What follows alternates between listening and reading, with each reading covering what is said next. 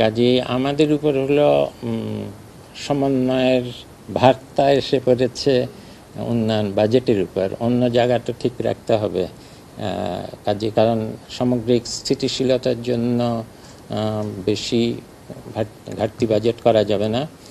আর কর্মচারীদের, সরকারি কর্মচারীদের বহু ধরনের দাবি দেওয়া মেটাতে গিয়ে কিছু কিছু বেতন ভাতা এগুলো বাড়ানোর বিষয় আছে, মহার্ঘ ভাতা বাড়ানোর বিষয় আছে। সংশোধিত বাজেট তৈরি করতে হবে। আমরা চেষ্টা করছি জানুয়ারির শেষের দিকেই হওয়া ভালো, কিন্তু ফেব্রুয়ারিতে একটা যাতে সংশোধিত বাজেট দেওয়া যায়, তাতে করে সবারই লাভ হবে। বাংলাদেশ ব্যাংক জানবে যে তার কতদূর মুদ্রা সংকোচন নীতি আর কতদূর দরকার হবে। অর্থ মন্ত্রণালয় জানবে যে বাজেটের ঘাটতি কোথায় রেখে রাখতে হবে, কতদূর বৈদেশিক সাহায্য আর আমাদের লাগবে। আর আমরা তখন বুঝতে পারবো আমাদের যেই প্রকল্পগুলো এখনও হাতে আছে এগুলো অত্যন্ত দ্রুত যাতে শেষ করে ফেলতে পারি করতে চাই।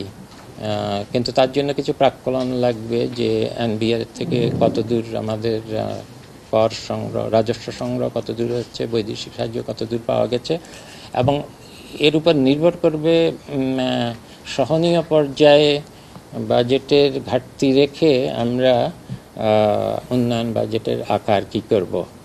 কাজেই রাজস্ব খাতে ব্যয় কমিয়ে রাখা খুব কঠিন। কাজেই সব কিছু এসে আমাদের ঘাড়ে এসে পড়ে যে উন্নয়ন বাজেট কমাতে হবে।